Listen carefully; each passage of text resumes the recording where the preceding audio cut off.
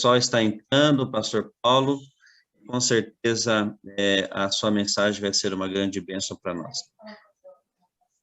Que Deus lhe abençoe, certo? Dá um abraço aí na Késia, na nossa grande amiga, a esposa do Pastor Paulo, e que Deus possa te usar mais uma vez, pastor. Ok? A palavra é do Senhor agora. Obrigado, pastor Álvaro. Mais uma vez, boa noite para a família pastoral, Mariane com as crianças. Quer dizer, eram crianças, agora já são aí adolescentes. Abraço, pastor Álvaro também, né? A liderança da igreja da Vila Formosa, tá certo? Que Deus abençoe vocês. Eu tenho um convite para fazer aí a todos os desbravadores, diretoria e desbravadores do Agulhas Negras e também do pessoal dos aventureiros, o Éden Júnior. Anote aí, pegue uma caneta, tome nota, tem um cartaz nosso rodando aí pelas redes sociais. No dia 29 de maio, sábado 29 de maio, último sábado desse mês, a partir das 16 horas, nós vamos ter uma mega vigília com o pessoal de todos os desbravadores do estado de São Paulo, mais de 35 mil desbravadores, e também o pessoal dos aventureiros estarão participando, 20.200 aventureiros que nós temos no estado de São Paulo. Então, nós queremos ter ali um final de tarde de sábado, um começo de noite, no dia 29 de maio, muito animado.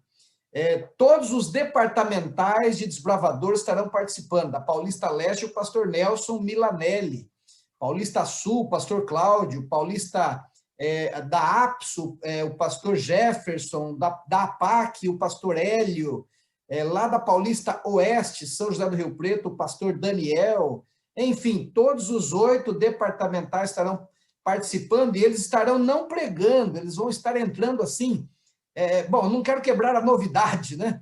Mas eles vão estar entrando com atividades que os desbravadores vão estar fazendo.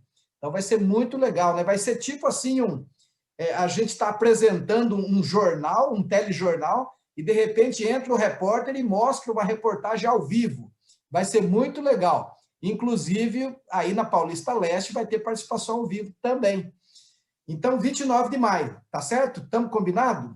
Não precisa estar de uniforme, sua camiseta e lenço aí, e o pessoal vai assistir pelo YouTube e pelo Facebook, tá certo? O YouTube Adventista São Paulo e o Facebook Desbravadores UCB e Aventureiros UCB.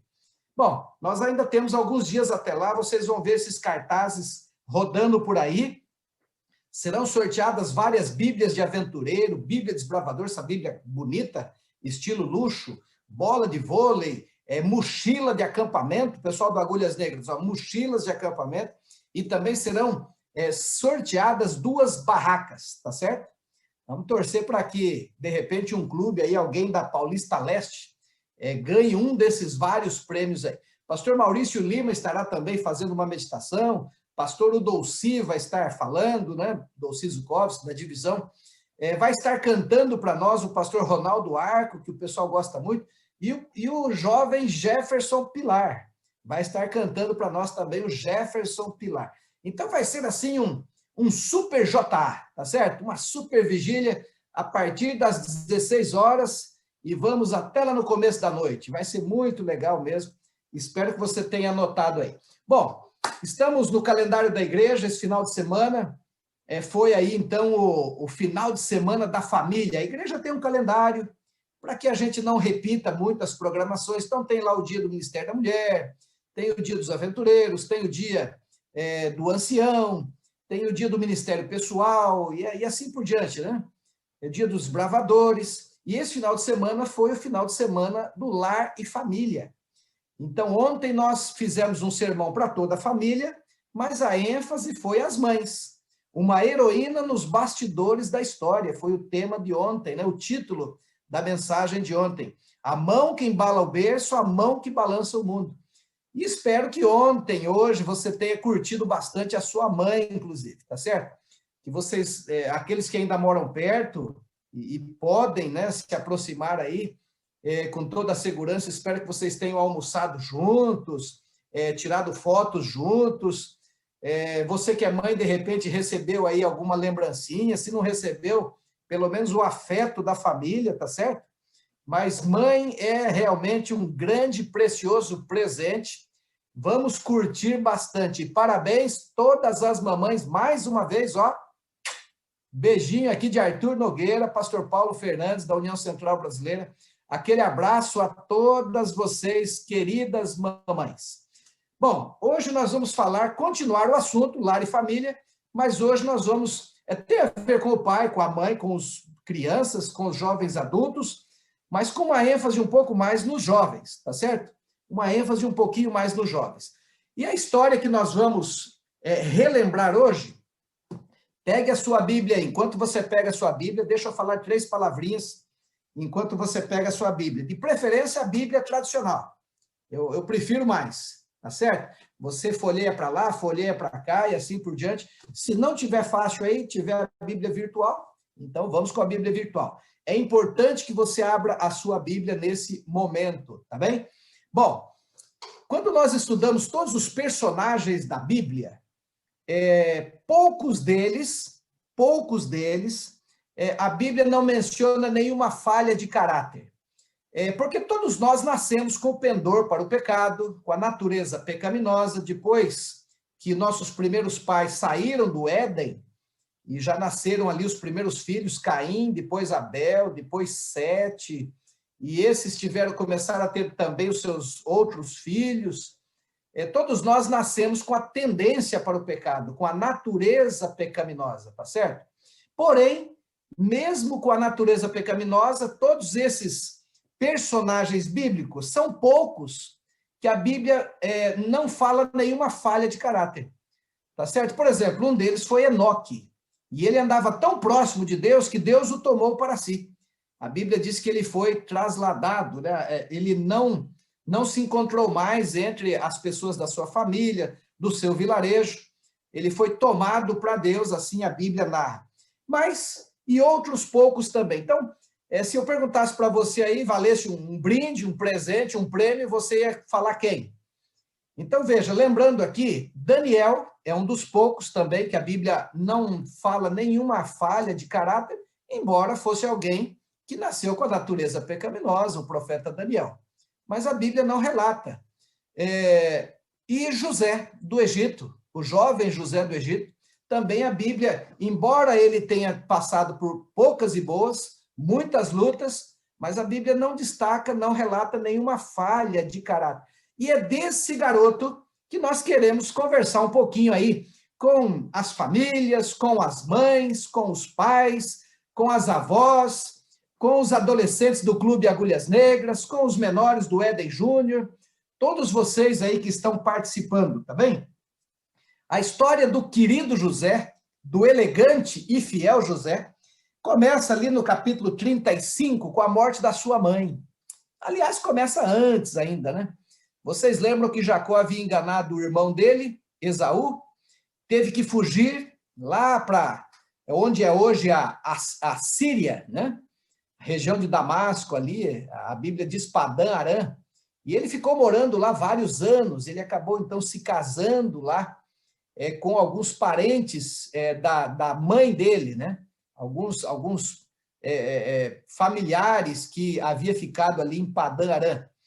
Muito bem, vocês lembram da história que Jacó, ele ali vivendo na casa de Labão, trabalhando para Labão, o tio dele, na realidade ele se enamorou, ele gostou muito de Raquel, ele passou a amar aquela jovem Raquel, e a Bíblia diz então que ele se casou com Raquel, mas nós não vamos discorrer toda a história dele aqui, porque não é o foco, mas, por fim, Jacó acabou tendo 4 esposas, uma coisa assim que a Bíblia não aprova, mas, enfim, Deus aceitou, perdoou Jacó, embora ele teve problema a vida inteira com a família dele. Então, poligamia nunca foi o plano divino, a tal ponto que quando Noé entrou na arca, entrou Noé e a sua esposa. Entrou os 3 filhos de Noé, cada um com uma esposa, tá certo? Mesmo Deus ia repovoar todo o planeta novamente, mas entraram Noé e seus filhos, sua esposa e suas noras. A Bíblia não fala que nenhum tinha 2 esposas e assim por diante. Mas Jacó acabou tendo 4 esposas. Na realidade, 2 esposas, uma esposa legítima, e as outras 3 foram meio que concubinas, vamos dizer assim. E ele acabou tendo 12 filhos e uma filha. A Bíblia quase não fala dessa filha, mas foi Diná, mas fala mais dos 12 que deram origem às 12 tribos de Israel. Então, Jacó teve filhos com Raquel, teve filhos com a irmã de Raquel, a Lia, e teve filhos também com 2 servas, tá certo? E era uma confusão o tempo todo, a semana toda, o dia inteiro, o mês inteiro. Eu fico imaginando as confusões que dava ali nas tendas de Jacó, entre as esposas, entre os filhos. Havia uma diferença de idade entre os filhos. Por fim, da esposa que ele mais amava, veja, ela a princípio, ela era estéril, não tinha filhos. Se porventura, nesse final de semana da família, se porventura eu estou falando para um casal que ainda não tem filhos, entregue nas mãos de Deus. Deus sabe o que é melhor para nós, tá certo? Se Deus, de alguma forma, achou por bem vocês não terem filhos, vamos respeitar o plano de Deus. Se vocês tiveram filhos, louvado seja Deus, tá certo?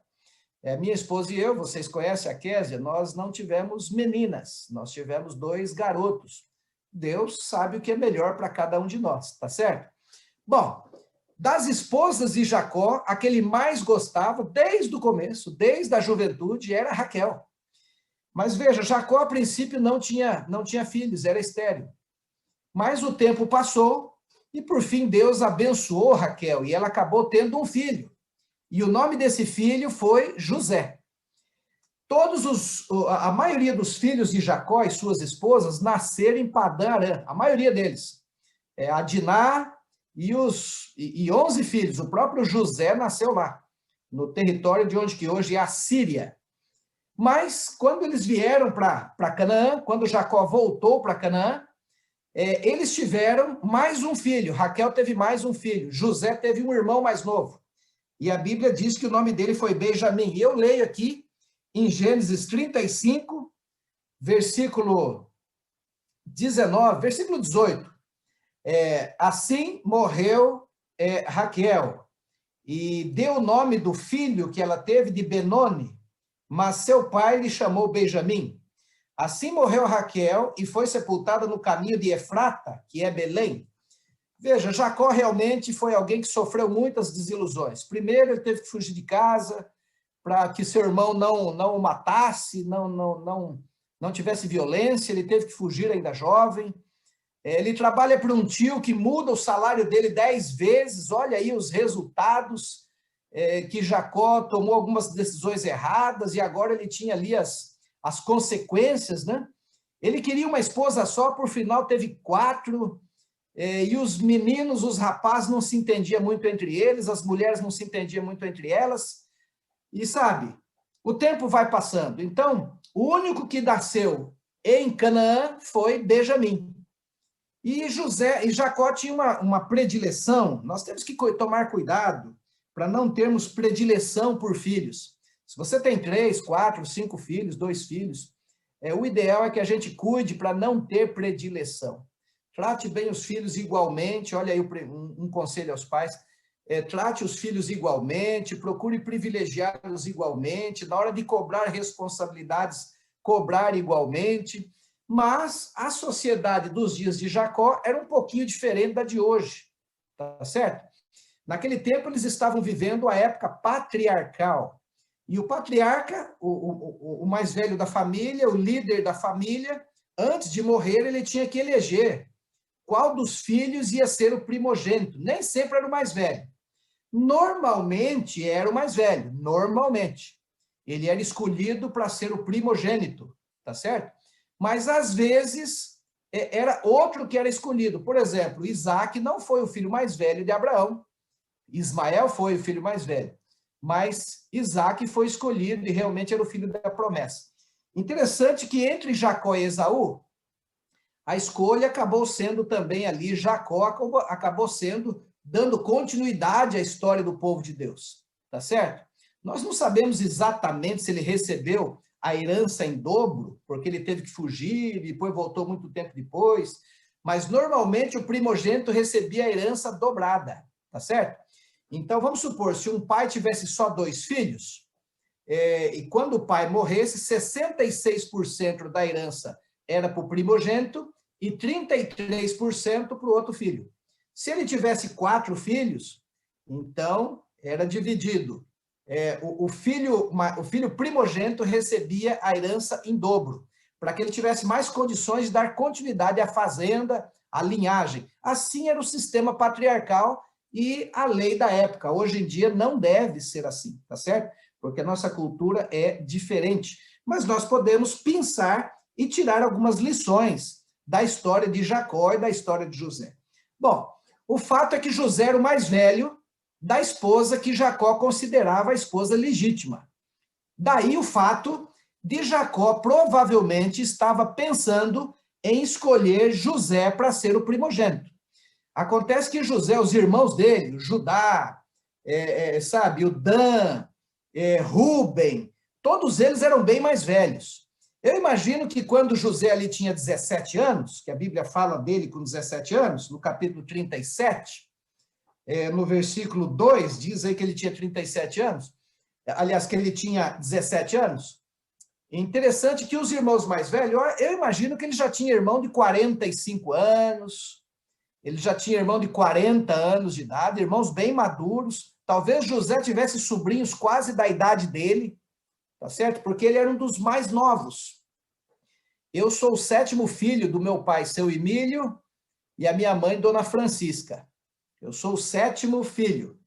E meus irmãos e eu, os meus pais tiveram nós todos espaçados um do outro. Eu tenho irmãos que têm espaço de 8 anos entre um e outro. Mas a média é 3 anos e meio, 4 anos um do outro. Então, de 7 filhos bem espaçados, eu sou o mais novo dos 7 irmãos. Eu tenho irmãs que já não vivem mais, já morreram, que serviriam para ser minha mãe, tá certo? Na realidade, eu tenho 2 sobrinhos, um sobrinho e uma sobrinha, que são mais velhos do que eu. Então, o sobrinho mais velho que o tio. Eu tenho um sobrinho que é pastor adventista em Rondônia, ele é 29 dias mais velho que eu. E eu tenho uma sobrinha em Santa Catarina, em Gaspar, Santa Catarina, que é 6 meses mais velha que eu, devido a esse espaçamento entre os filhos. José acontecia isso. Ele tinha irmãos de 40 anos, 35 anos, 38 anos, 32 anos, e ele tinha 17. E ele tinha um irmãozinho menor. Eu não sei qual a diferença entre ele para Benjamim, mas vamos supor que fosse aí de uns 10 anos, mais ou menos, porque a mãe tinha dificuldade para engravidar. Então, vamos imaginar o José com 17, o Benjamim tinha 7. Uma coisa que a Bíblia não fala, mas dá para entender nas entrelinhas, dá para a gente mais ou menos deduzir, e alguns comentaristas reforçam essa ideia. Pelo que tudo indica, José ele tinha uma inteligência um pouquinho maior do que os seus irmãos, embora fosse mais jovem. Dá a impressão que de todos os irmãos, o único que sabia ler e escrever era José. E fazer contas de soma, de subtração, de divisão, percentuais e assim por diante. É claro que o alfabeto estava acabando de ser inventado na sua época, ali a escrita estava começando a se desenvolver na sua época, então não era algo tão importante também, tá certo? Na época de José, cada 100 pessoas, 3, 4 sabiam ler e escrever. Não era uma coisa que as pessoas davam importância, mas dá a impressão que José era dotado de uma inteligência especial e Deus o fez assim. Seus irmãos eram inteligentes, receberam bênçãos de Deus, ok, tudo certo. Benjamim também, mas José parecia ser superdotado. E ele, pelo que tudo indica, por ser o filho mais velho da esposa que Jacó mais amava, e agora ainda Raquel morre no parto de Benjamim, Jacó fica com as outras 3 concubinas, as outras 3 esposas, e fica com alguns filhos pequenos, o Benjamim e o José, ainda um adolescente para jovem aí. Jacó, ele pede para José acaba se tornando assim uma espécie de contador da família, uma espécie de gerente da família, mesmo na juventude, com 15, 16 anos. E quando ele vai visitar os irmãos lá no campo, e eles estão pastoreando e depois volta, Jacó pergunta para José, como é que estão os teus irmãos? E como é que está o rebanho? E como é que eles estão? E José fazia um relatório para o pai. Olha, nós temos tantas ovelhas, temos tantos jumentos, tantos... A Bíblia dá a entender isso. E os irmãos dele começaram a ter ciúme dele por causa disso. Eles, uai, que negócio que é esse? Eu imagino que alguns dos irmãos de José, os mais velhos, de repente eles gostavam meio que de dar um de migué, meio querer passar a perna no pai, de repente vendia 5 ovelhas para um vizinho e desviava o dinheiro. José ficava sabendo, na lanço, na fazenda, entregava para Jacó. O Jacó chamava o filho mais velho, dava uma dura nele, sobrava para quem? Para o José. Veja, ele era o administrador, ele era o gerente, mesmo sendo jovem. Fazia a contabilidade da fazenda. E agora Deus ainda começa a dar alguns sonhos para ele. No capítulo 37, aí a gente vê que ele tem alguns sonhos, e ele, na inocência, né, ele acaba contando, ele poderia ter guardado para ele isso, mas na sua sinceridade, na sua inocência juvenil, de adolescente, ele conta para os irmãos dele lá no campo. E o pessoal, a desconfiança e a raiva começou a ser maior, ainda a inveja. E agora, para acabar de complicar, no capítulo 37, no verso 3, diz assim, ora, Israel amava mais a José do que a todos os seus filhos, porque era filho da sua velhice, e fez-lhe uma túnica talar de mangas coloridas. Isso aí, sabe... Naquela época, a roupa não comprava em qualquer loja igual hoje. A gente sai na Vila Matilde aí, a gente sai na Vila Formosa, a gente sai... tem muitos shoppings. Hoje é muito fácil comprar roupa. Naquela época, não. Vestimentas era muito caro. Lembra lá Sansão, junto com os amigos dele, na festa de casamento? Eles fizeram uma aposta lá, apostaram algumas vestimentas, porque era muito caro naquela época. E Jacó deve ter encomendado para algum mercador, algum viajante, algum mascate que passava ali de vez em quando. E essa túnica a Bíblia não diz tudo, mas deve ter vindo de longe. E era uma túnica extremamente bonita. E quando aquele adolescente, aquele garoto de 17 anos, 16, 17 anos, ele começa a usar, que seria hoje um pai fazendeiro com 12 filhos, todo mundo anda num carro normal, e, de repente, o pai dá uma Ferrari ou uma Lamborghini para um deles. Seria mais ou menos isso hoje. E aquela túnica, o pessoal pensou, bom, ele já é mais inteligente que a gente. Ele consegue tomar nota e fazer conta das coisas. Ele leva relatório para o pai. A gente não pode fazer nada errado, a gente não pode desviar uma ovelha, um cabrito que o José descobre. E agora ele aparece com uma roupa assim, eu imagino todo mundo em volta da mesa, nos dias de festa, todo mundo ali no banquete, Jacó, sabe, os filhos todos, era muita gente, e o José bonitão. Vocês sabem, né, que as coisas se complicaram. Mas onde eu quero chegar? Vamos caminhando um pouco aqui. A Bíblia diz que um dia Jacó mandou José no campo para dar uma olhada como os irmãos estavam indo. Na realidade, dar uma olhada, fazer uma avaliação e depois voltar e prestar um relatório. E nós sabemos que quando José está se aproximando, de longe eles viram pelo caminhar e pela túnica, eles viram, é José, nosso irmão José. E eles tramaram, alguns deles queriam matar José. O plano inicial era matar José e dar fim no corpo. Mas um deles intercedeu e disse, não, é nosso irmão, é sangue do nosso sangue, não vamos fazer isso. Vamos dar um susto nele, vamos aí dar uma coça nele. E quando ele chegou, pegaram, tiraram a túnica, deram acho que uns tapas na orelha dele e jogaram dentro de um poço. Eu acho que o poço não era muito fundo, uns 5, 6 metros, e deixaram ele lá algum tempo. O plano era deixar lá o dia todo e tal, depois tirar, dar mais uns cascudos nele e voltar para casa. Dizer, ó, aprendeu a lição? Mas alguns queriam matá-lo. Mas vem se aproximando uma caravana de ismaelitas, de árabes, que eram os parentes de longe, assim, de Jacó. Eram descendentes de Abraão também ali, os ismaelitas, né? Descendentes de Ismael, que era um dos filhos, foi um dos filhos de Abraão. falavam mais ou menos a mesma língua, com um pouquinho de sotaque diferente. E agora, então, um deles teve a ideia, falou, quer saber? Vamos vendê-lo, aí sim a gente resolve o problema. E vocês sabem que José foi vendido para aqueles ismaelitas. Agora, olha que curiosidade. Uma pessoa, um escravo, sempre era vendido por 30 moedas. Era o preço de um escravo e era o preço de um boi também. Um boi e um escravo tinham o mesmo valor. Jesus foi traído por 30 moedas de prata, era o preço da traição. Um servo era comprado ou vendido por 30 moedas. Interessante que José foi vendido por 20. Ele era mais novo, franzinozinho. Acho que eles pensaram, vamos fazer uma liquidação. Os ismaelitas devem ter pichinchado um pouco, como bons árabes. Falaram, não dá para dar 30, não. Ele foi vendido por 20.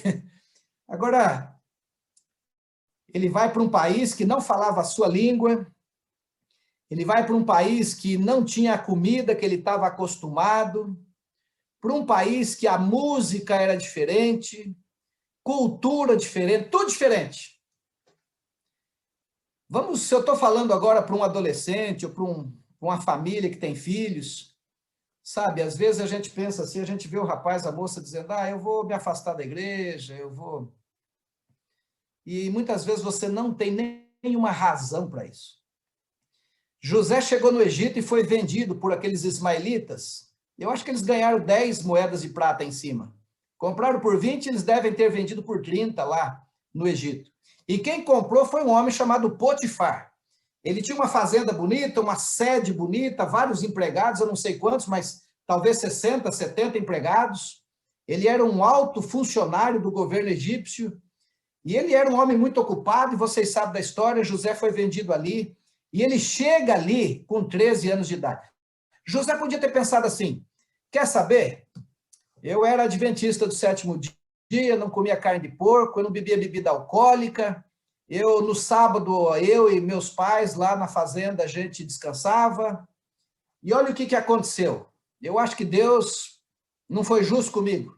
José podia ter abandonado a fé, mas ele não fez. No capítulo 39, veja, os anos foram se passando, José fez 20 anos, fez 22, fez 24, fez 25 anos, fez 28, e José se transformou de um rapaz franzino num homem com um corpo bonito, forte, trabalhador, que levantava cedo, dava duro no serviço. E uma frase que me chama a atenção na história de José, em vários lugares aparece. Capítulo 39, verso 4, diz assim, aliás, verso 5, no final do verso 5. A bênção do Senhor estava sobre tudo o que tinha, tanto em casa quanto no campo. Então, veja que realmente Potifar tinha uma fazenda, porque José administrava a casa, a sede, e o campo. E a Bíblia diz que Deus era com ele em tudo que ele fazia. E naqueles anos que ele foi passando ali, da adolescência para jovem, depois um jovem adulto, José continuava fiel, embora não tinha manual da igreja escrito, embora não tinha Bíblia escrita, embora não tinha os 10 mandamentos sendo escritos ainda, mas ele tinha um código de ética na sua mente e no seu coração. Ele aprendeu uma língua diferente, teve que aprender a língua do Egito, a cultura do Egito. Ele aprendeu a comer comidas diferentes, mas ele não abriu mão dos seus princípios.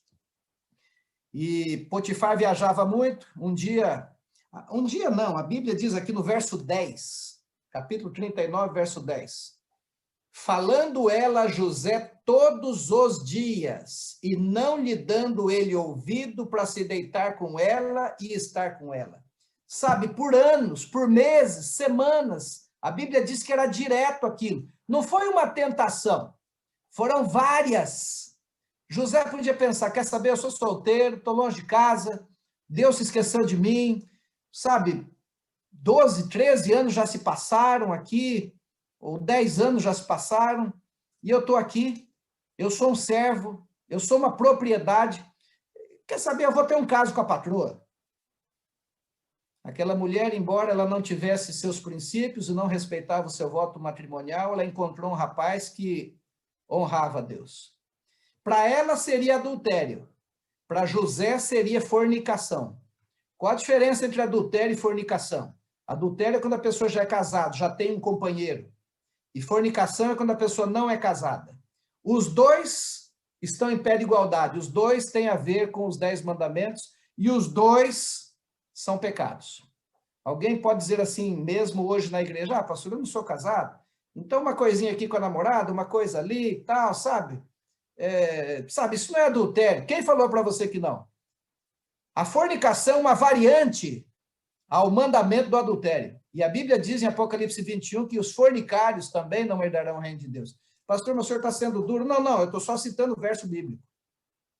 Apocalipse 21:8, se não me falha a memória, você dá uma olhadinha lá. E olha aqui o capítulo 39, verso 9.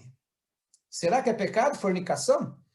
Então, no verso 9 diz assim: ele não é maior do que eu nesta casa, e nenhuma coisa me vedou senão a ti, porque és a sua mulher. Como, pois, eu cometeria uma tamanha maldade e pecaria contra Deus? Mas José era solteiro. Mas ele está dizendo aqui, como que eu poderia fazer uma maldade, não ser leal ao meu patrão e pecar contra Deus? Gente, Moisés só foi receber as tábuas dos 10 mandamentos muitos anos depois. Depois, José tinha morrido, sabe? Muito tempo passou, a Bíblia diz que surgiu um faraó que não conheceu José, o povo foi escravizado, aí Moisés vem e liberta o povo. Aí lá no Monte Sinai, Deus dá os mandamentos. Veja, mesmo não tendo os mandamentos ainda estando escrito, mas José sabia que matar alguém é pecado, roubar alguém é pecado, e se deitar com a esposa, uma pessoa que não era a esposa dele, também era pecado. Então, veja, não precisa tudo estar escrito. Hoje em dia tem muita gente que diz, mas não está escrito em lugar nenhum. Então eu vou fazer. Quem falou para você que tem que estar tudo escrito? Todo mundo tem um código de ética e todo mundo sabe muito bem o que é certo e o que é errado. Inclusive desbravador, aventureiro, todo mundo sabe. O rapaz solteiro, a moça solteira, o irmão de mais idade, o de cabelo prateado, a irmã mais madura. Todo mundo sabe o que é errado e o que é certo. E José sabia. E ele falou, não vou fazer. E a Bíblia diz que todos os dias ela tentava ele. Todos os dias. Ela, de fato, colocou no coração que ia ter José. Mas José não cedeu. E José foi para onde? Na cadeia. Ele podia pensar, agora eu saio da igreja. Porque eu era fiel lá na fazenda do meu pai, fui vendido, virei escravo aqui. Fiz tudo certinho. Ele tinha 28 anos agora, de 17 para 28. 11 anos, ele fez tudo certinho na casa de Potifar. Sabe qual foi o prêmio dele, a recompensa dele? Cadeia. A masmorra. Se os presídios de hoje são ruins, imagine de 1600 a.C., 1700 a.C. Eu fico imaginando as masmorras lá do Egito, os calabouços. E José foi parar lá. Ele podia pensar, agora eu vou sair da igreja. Quer saber? Agora eu vou entrar para uma facção aqui no presídio. Agora eu vou fazer umas tatuagens. E agora rapaz, agora acabou. Nananina não. Pés na terra, olhos no céu. José tinha Deus no coração. E quando a pessoa tem Deus no coração, o pai não precisa estar perto, a mãe não precisa estar perto. O professor não precisa estar perto, o pastor não precisa estar perto, a comissão não precisa estar perto. A moça que tem Deus no coração sabe o que é certo e o que é errado. O rapaz que tem Deus no coração sabe o que é certo e o que é errado. A criança, o adolescente que tem Deus no coração e princípios sabe o que é certo e o que é errado. Não precisa estar escrito, cheio de cartazes e plaquinhas. Mas olha que interessante, ele chega lá na prisão e já começou a organizar as coisas. Ele não gostava de coisa bagunçada. É um tremendo administrador. Vamos arrumar esse negócio aqui. Tudo direitinho. E a Bíblia diz aqui que o chefe do cárcere viu isso e colocou ele como líder de todo mundo. Ele chegou ali em poucas semanas, em poucos meses, virou líder. Onde o cristão, servo de Deus fiel está, ele vira referência. Anota isso aí. Onde o servo de Deus está, ele é organizado, ele é econômico, ele é trabalhador, ele é fiel e ele vira referência. E olha o que a Bíblia diz aqui, versículo 23, capítulo 39, verso 23, no finalzinho. E tudo que ele fazia, o Senhor prosperava.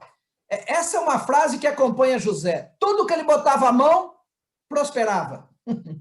E o presídio virou outro. E vocês sabem que foi preso lá um padeiro, um copeiro, né, um garçom, e eles tiveram alguns sonhos, e eles contaram os sonhos. José entendia muito bem de sonho desde a adolescência. E ele contou o sonho do padeiro, do copeiro. Infelizmente, um morreu, foi morto, e o outro acabou sendo restituído na sua função. E José falou para ele, olha, lembra de mim quando você chegar lá no palácio. Se um dia você puder lembrar de mim, eu estou aqui preso injustamente e tal. A Bíblia não diz tudo, mas eles tiveram muito tempo para conversar ali. E, de fato, o copeiro, o garçom, voltou a servir o copo na mão de Faraó. Um homem de confiança. Quem dava a mão, quem dava a taça na mão do rei, como Neemias era copeiro do rei da Pérsia, né? Era o garçom de maior confiança, porque o pessoal botava veneno dentro da bebida para o faraó morrer, para o rei morrer. Então, o copeiro é uma pessoa de confiança, vivia do ladinho ali, ó, tá certo? E ele falou, ó, lembra de mim lá. Mas o rapaz chegou lá e esqueceu de José. E 2 anos se passaram, 2 anos. Um dia, Faraó teve uns sonhos lá, e ficou perturbado, e vai daqui, vai dali, e nas reuniões, ele resmungando, choramingando, reclamando, que será que é isso? E eu sonhei de novo, uma hora é espiga, outra hora é vaca gorda e vaca magra. E o copeiro lembrou, ele falou, peraí, senhor, quando eu estive no presídio, quando eu estive na prisão, tinha um jovem hebreu lá, que ele era muito bom em sonhos. E, de fato, ele interpretou uns sonhos lá, e os 2 sonhos que ele interpretou se cumpriram, o do padeiro e o meu. Que tal? Chama ele lá, ele deve estar preso ainda. E agora, então, ele é trazido na frente de Faraó. A Bíblia diz que ele se barbeou. O único que a Bíblia diz que se barbeou. Nenhum outro. Pode ler a Bíblia toda, de capa a capa. Porque o povo hebreu não se barbeava. Tá certo? Fazia parte da honra masculina e tal. Mas o povo egípcio se barbeava. A Bíblia diz que José se barbeou. Deve ter tomado um banho, lógico. Tiraram aquelas roupas maltrapilhas, colocaram uma outra roupinha melhor. Mas até então ele ia comparecer diante de Faraó para uma audiência, ia ficar ali algumas horas, talvez ia tomar uma refeição um pouquinho melhor, ia receber um tapinha nas costas, ó, muito obrigado, valeu, pode voltar para o presídio. Eu acho que José, a princípio, pensava isso. E todo mundo pensava isso, o chefe do presídio, do cárcere, o copeiro, todo mundo, até o próprio Faraó. Mas José chega lá e ele descreve o sonho de uma forma tão brilhante, e ele dá conselhos a Faraó de forma tão brilhante, olha a inteligência dele desde adolescente, né? Junto com o poder de Deus, a iluminação do Espírito Santo que o acompanhava.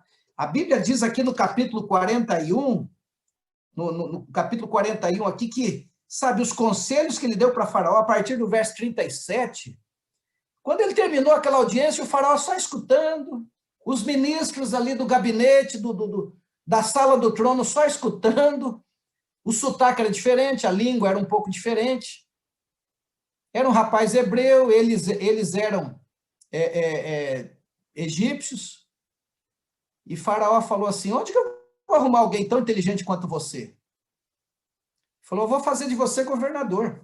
E a Bíblia diz, no verso 39, capítulo 41, verso 39, depois disse Faraó a José, visto que Deus te fez saber tudo isso, ninguém é tão ajuizado, olha só a palavra, ninguém é tão ajuizado e sábio como tu. Administrarás a minha casa e a tua palavra obedecerá todo o meu povo. Somente no trono eu serei maior que tu. E a Bíblia aqui diz aqui no verso 42, colocou um anel de sinete na mão dele. Esse anel de sinete não era uma joia ornamental, era uma joia funcional, com aquilo eles carimbavam os documentos, era uma espécie de chancela, era como alguém no cartório hoje reconhecer firma de uma assinatura. Ele pegou o anel e colocou na mão de José, falou, de agora em diante você administra, você despacha, tá certo? Porque você é tremendamente inteligente. E a Bíblia diz assim que ele tinha em torno de 30 anos, verso 46, era José da idade de 30 anos quando se apresentou a Faraó, rei do Egito. Se ele ficou 2 anos preso, eu sei que ele foi preso quando a esposa de Potifar o tentava e houve aquele problema, ele foi preso aos 28 anos, porque ele ficou preso 2 anos lá. Pelo menos 2 anos, talvez um pouquinho mais. Sabe, agora eu fico imaginando, peraí, a Bíblia diz aqui, se a gente continuar lendo, a Bíblia diz que Faraó foi numa carruagem na frente e botou logo na carruagem atrás José. e eles passaram em todas as cidades, nas principais avenidas, e era um cortejo, e eu imagino que ia uma banda de música na frente, e Faraó ia apresentando o novo governador do Egito. E nesse meio tempo, Faraó também falou para José se casar, e apresentar uma jovem muito bonita, que não tinha marido ainda, chamado Asenate, e José se casou com ela, depois tiveram 2 filhos, Efraim e Manassés. Agora eu fico imaginando aquela carruagem, o cortejo passando nas ruas, na cidade onde morava Potifar.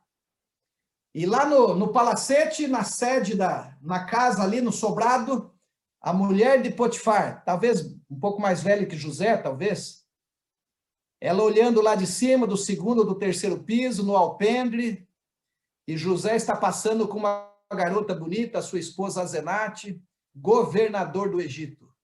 Eu vou dizer uma coisa para vocês, quando a pessoa é fiel a Deus, sabe, nem sempre tudo dá certo. José foi vendido, José foi parar no poço, José foi vendido como escravo, José foi parar na cadeia, mas sabe, depois Deus o honrou, e de uma maneira muito bonita.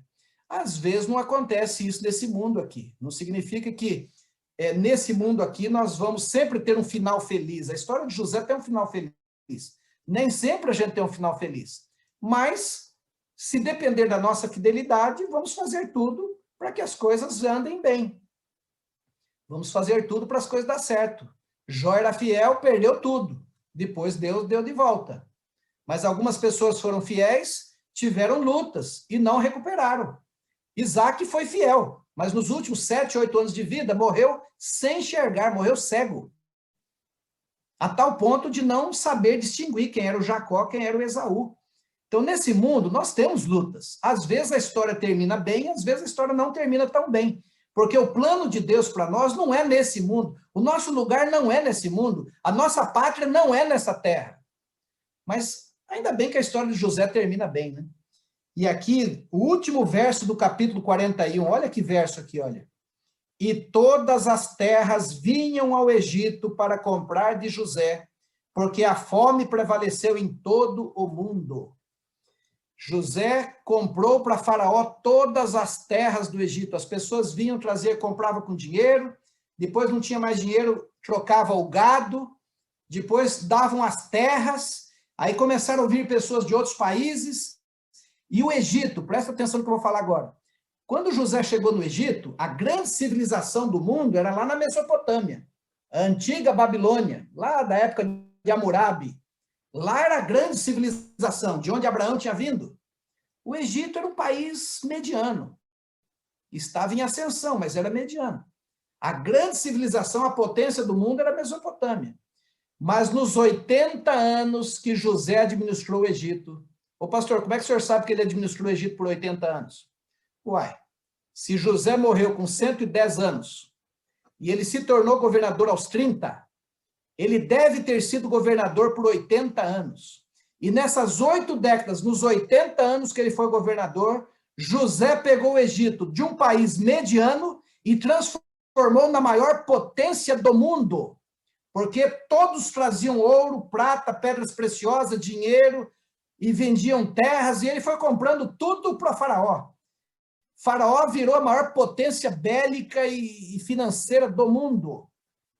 Aliás, uma curiosidade, sempre onde o povo de Deus é levado, é colocado, onde o remanescente de Deus é colocado, aquele lugar se transforma no lugar mais rico do mundo. Vou dar uns exemplos.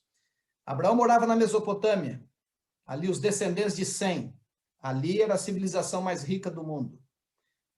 Deus trouxe a descendência de Abraão e depois eles foram parar no Egito. Através da administração de José, o Egito virou a maior potência do mundo. Os anos se passaram. A Neobabilônia virou a maior potência do mundo.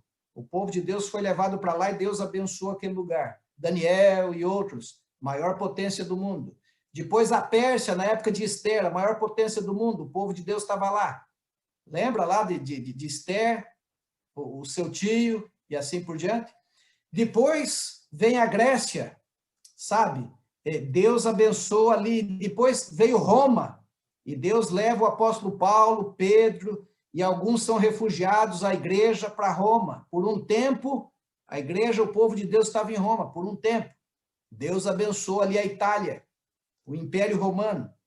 E depois nós poderíamos falar aqui da Inglaterra, sabe? Um dos países protestantes, onde seguraram as pontas do protestantismo. Deus abençoou a Inglaterra. Depois os ingleses atravessaram o Atlântico e formaram colônias nos Estados Unidos, as colônias americanas. E a bênção de Deus os acompanhou.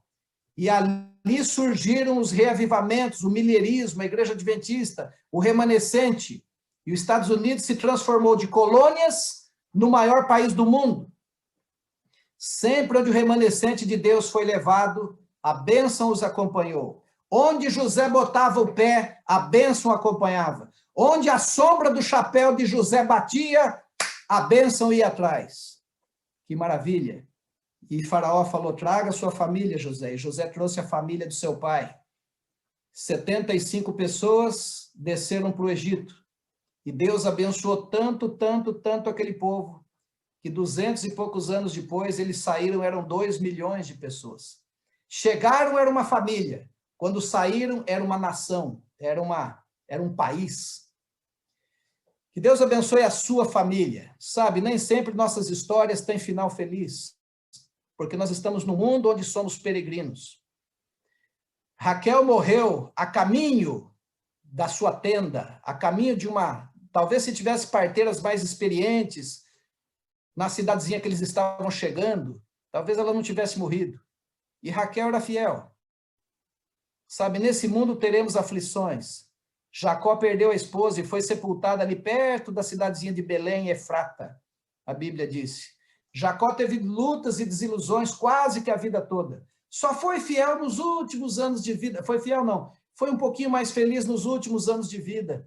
Quando ele desce para o Egito, reencontra José, pode abraçar José. Eu fico imaginando ali agora com os netos, bisnetos, tataranetos, os filhos de Levi, os filhos de Coate, e sabe, todos os netos ali, as 75 pessoas, e foram se multiplicando. Jacó ainda viveu 17 anos no Egito. Finalzinho da vida dele ainda foi relativamente feliz, mas por 130 anos da vida de Jacó, quantas lutas. E o livro de Hebreus, no capítulo 11, fala da galeria da fé. E o capítulo 11 de Hebreus fala ali pela fé fulano, pela fé Abraão, pela fé Isaac, pela fé Jacó. E ele vai falando, e eu gosto muito de um verso que aparece ali. Diz assim, todos eles, olhando as promessas de longe, abraçando e creram, mas contudo sem poder recebê-las, porque eram peregrinos sobre a terra. Irmão, a sua família, seus filhos e netos, a minha família, nossa herança completa não está nesse mundo. A Igreja Adventista é uma das poucas que não prega a teologia da prosperidade. Nós entregamos nossas ofertas e dízimos pela fé e confiança e fidelidade em Deus, mas não esperando num balcão de troca algo para ser recompensado. José, por 13 anos, só se deu mal, mas continuou fiel e Deus o recompensou. Mas às vezes a história não termina como a de José. Mas eu espero que o exemplo de José possa ser uma inspiração para os rapazes da Igreja da Vila Formosa, uma inspiração para as moças, uma inspiração para os casais, tá certo? Essa história também é para os casados, porque a esposa de Potifar não é o melhor exemplo a ser seguido. Sabe, a história de José tem tantas variantes, tantas lições que nós podemos aprender. Lições de finanças, lições de administração. Você está ganhando bem, está sobrando um pouquinho, guarda. Quem diria há um ano e pouco atrás que nós iríamos entrar numa pandemia como nós estamos? Então, esse mês sobrou 500, guarda. O outro mês sobrou 600, guarda. No outro mês faltou 400. Tira de onde? Daquela pequena reserva técnica que a família tem. Toda família deveria ter essa reserva técnica. José é um dos maiores economistas que existe na Bíblia e na história. Uma vez eu fui convidado em Campo Grande para falar de uma formatura, para ser o orador de uma formatura de economistas na Universidade Federal. Uma moça adventista estava se formando e lá na equipe deles estavam atrás de um pastor e me convidaram, e eu fiz o sermão e falei sobre José, o maior economista que eu conheço na Bíblia. Transformou o país de um país mediano numa superpotência em 80 anos. Uma superpotência mesmo. E o Egito foi uma superpotência por muitos séculos. Por muitas dinastias, continuou sendo uma superpotência. Que Deus abençoe cada um de vocês. Essa noite nós vamos repousar, descansar, coloca a cabeça no travesseiro gostoso. Uma das coisas mais deliciosas que tem é o cristão colocar a cabeça no travesseiro sem peso de consciência. José estava lá no presídio, lá no cárcere, mas eu acho que ele dormia tranquilo, sabe? Porque ele sabia que ele não tinha culpa. Ele tinha feito tudo certinho. Quando a gente faz tudo certinho, que gostoso botar a cabeça no travesseiro e dormir o sono do justo, tranquilo, né? E que amanhã, segunda-feira, realmente possa ser um dia de bênção para todos vocês da Vila Formosa. Que Deus abençoe vocês, que Deus abençoe o pastor Álvaro, Mariane, toda a liderança da igreja, e a gente vai se encontrando aí nos eventos da igreja. Tomara que mude logo o cenário e a gente possa voltar a ter o privilégio de se encontrar na porta da igreja, né? A gente era feliz e não sabia, ali na porta da igreja, mas pela graça de Deus vai voltar logo, logo. Amém? Pastor Álvaro, acho que nós vamos cantar juntos algum hino aí que vocês escolheram. Eu volto e encerro e fecho com a oração. Obrigado, pastor. Deus abençoe o senhor. Linda mensagem, oportuna, né? Para nossa juventude. Inspirador. Vamos orar? Amado e grande Pai que estás nos céus, muito obrigado, Senhor, porque no calendário da igreja também há um final de semana separado, onde a ênfase é as mamães, os pais, a família.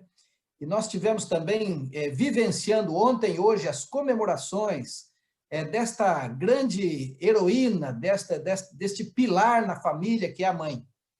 Também hoje conversamos um pouquinho sobre a família de Jacó, as lutas, desilusões, derrotas, vitórias que aquela família teve, mas era o seu povo, mesmo caindo e levantando, era o remanescente, a mão do Senhor estava sobre eles, Jacó, seus filhos, seus netos.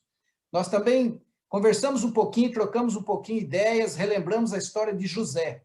Senhor, quantos tombos, quantas desilusões, quantas noites, talvez, Senhor, refletindo ali, na prisão, talvez, Senhor, passando algum pensamento que o Senhor o havia abandonado, mas ele sempre recobrava a fé e terminava bem.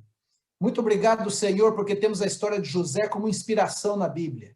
Que nossos rapazes e moças possam ser inteligentes, possam ir bem na faculdade, no ensino médio, nos cursinhos, no trabalho, que cada um deles, ao chegar na farmácia, na oficina, sabe, ali na serralheria, enfim, onde eles trabalharem, na loja de comércio, logo, logo o patrão possa ver que aquele funcionário é diferenciado dos demais, porque ele tem princípios. Senhor, que nós possamos, se não tivermos a recompensa nesse mundo, mas que a nossa recompensa esteja na eternidade. Que todos nós possamos cruzar os portões do céu com nossos filhos, alguns já possuem netos, com os nossos bravadores, aventureiros, nossas moças e rapazes, nossos velhinhos, nossos avós, nossos patriarcas de hoje, para que a gente possa ser feliz na eternidade com todos os nossos queridos. Abençoe a Igreja da Vila Formosa, abençoe os oficiais, a liderança, o pastor Álvaro e sua família. Senhor, agora vamos entrar mais uma semana comercial, que o Senhor possa estar com cada irmão no serviço, no transporte, ao ir e vir, os jovens na escola, é isso que nós pedimos e agradecemos por Jesus. Amém. Gente, muito obrigado pelo carinho, pelo convite, que Deus abençoe vocês. Obrigado, viu, pastor Paulo? Fala, a Maria quer falar. Fala.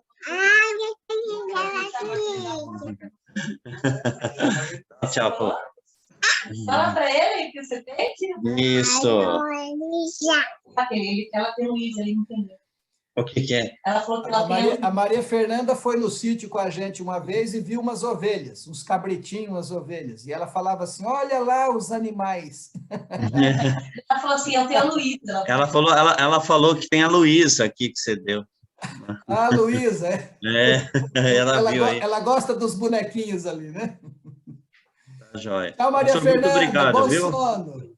Irmãos, bom descanso para vocês. A gente vai abrir aqui para a saidinha virtual. Pessoal, todo mundo aqui estava assistindo aqui, viu? A família. Deus abençoe. Queridos, até a próxima. Deus possa abençoá-los. E amanhã começa a semana de saúde, nesse mesmo ID, viu? Tá bom? Tá? 20 horas, tá? Um abraço. Pode abrir, uma. Já abrimos aqui o áudio já para todos.